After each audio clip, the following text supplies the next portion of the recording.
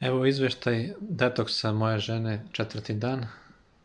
Prvi dan je bilo samo voće i povrće, ovo je sad već 3. dan kako pije samo raw sokove bez ikakve čvrste hrane.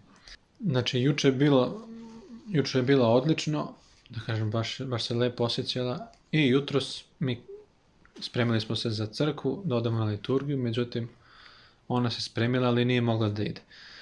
Imala je jako mučninu, baš je, da kažem, osjećala je malaksalost, bolio je želudac, zbog toga nije mogla da ide. Sad, u toku dana joj se popravilo stanje u smislu da je nije više bila malaksala, vratila je se energija i snaga i raspoloženje, sve, da kažem, normalno.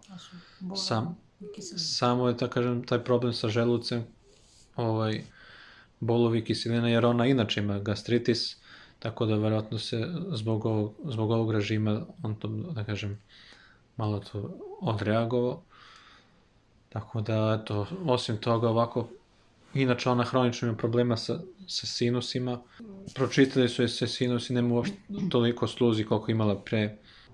Vidi se da je, da kažem, da je organizmu prija, samo eto malo taj želudac što je malo muči.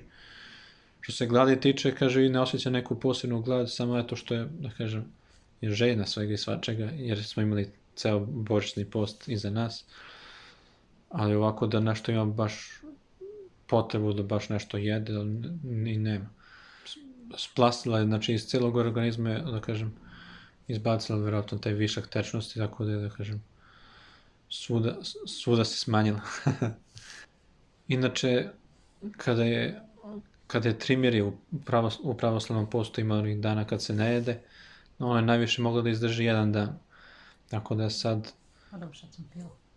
Sad je pila, jesu ovo sokovi puni voća i povrća, ali eto, očigledno je to pomoglo da izdrži, da provede 3 dana bez čvrste hrane. Tako da sutra još samo malo na voću i povrću, blaga neka ishrana i od preko sutra u normalni režim. Preko sutra i Božić, tako da idemo mrsno. To je to. Ako i vi hoćete da poručite ove sokove, to su raw sokovi uz koje ona koristi tokom ovog detoksa, možete da poručite preko linka u mom profilu.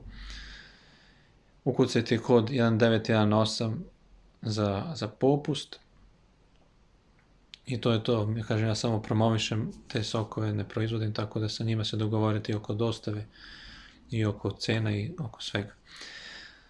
Ništa, da želim da ste živi, zdravi, pa eto, javljamo se sutra. Ajde, s Bogom.